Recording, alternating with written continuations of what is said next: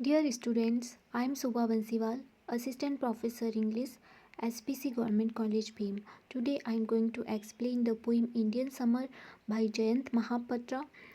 This poem was published in his volume of poems Reign of Rights in 1976. In this poem, Jayant Mahapatra speaks about Indian summer. He presents Indian atmosphere uh, in summer season. Jayant Mahapatra is an Indo-Anglian writer, and he is from Odisha, and he writes in Oriya as well as in English. Uh, in this poem, the poet first let me read out the text. Over the soughing of the somber wind, priest chant louder than ever.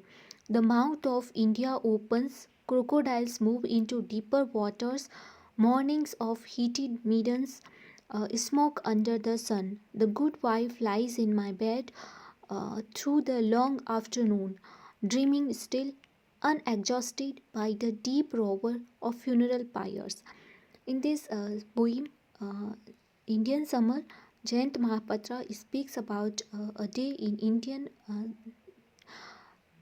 He speaks about a day of summer in India, which is very hot. Uh, Here in the first stanza, he says, "Over the soughing of the somber wind, priest chant louder than ever." He says that during summer season in India, the wind is very somber, very uh, dismal, and it makes morning sound.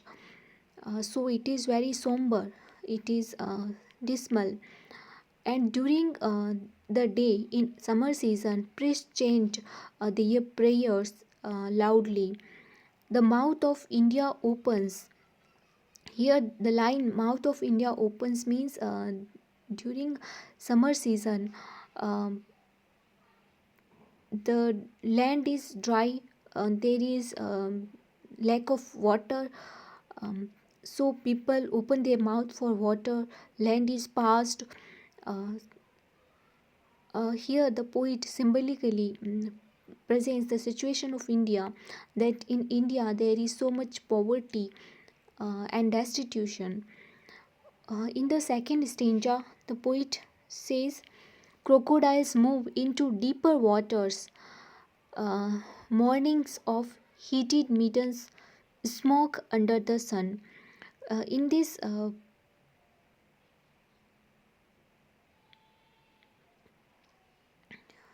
in this stanza, the poet says, "Crocodiles move into deeper waters." In summer season, the waters of ponds or rivers, um, the level of the water becomes lower, and crocodiles are the creatures who move on water as well as on land. But during summer season, there is too much hot. It is too much hot on land, so crocodiles move deeper into waters. Mornings of heated meadows, and during summer season there is too much hot, and even in the morning, uh, they the smoke rises from the heaps of rubbish and from the dung hills because of heat.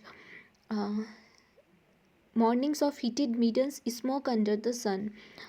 The good wife lies in my bed through the long afternoon, dreaming still, unexhausted by the deep roar of funeral pyres. Here, the poet describes the situation um, where a wife, during summertime, a wife is in her home.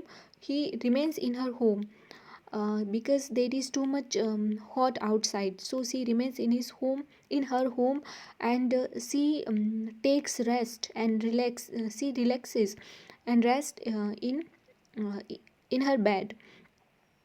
And she and throughout the long afternoon, she takes rest, and she tries to sleep and dreams and feels unadjusted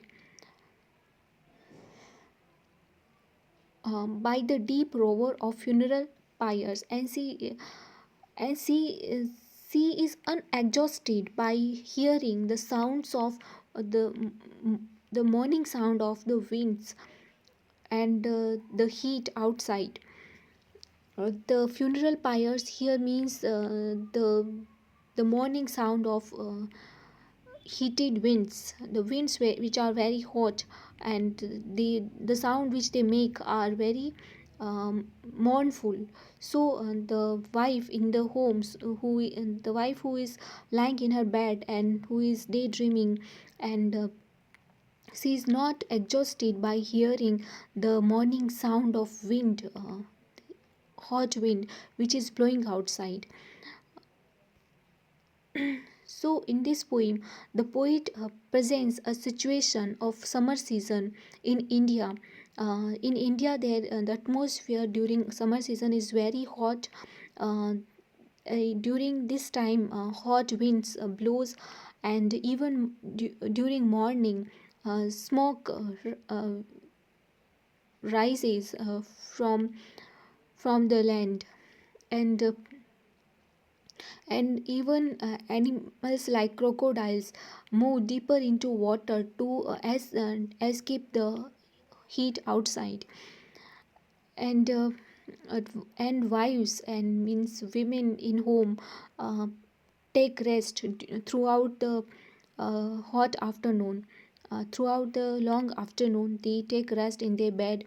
They don't want to go outside in hot, and they remain unexhausted by listening the morning sound of winds, the hot winds which are blowing outside.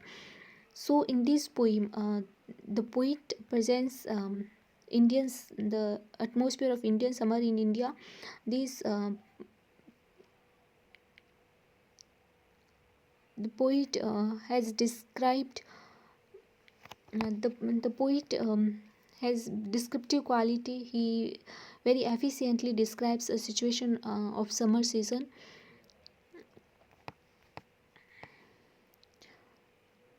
This poem has a lyrical element also. Mm, Thank you.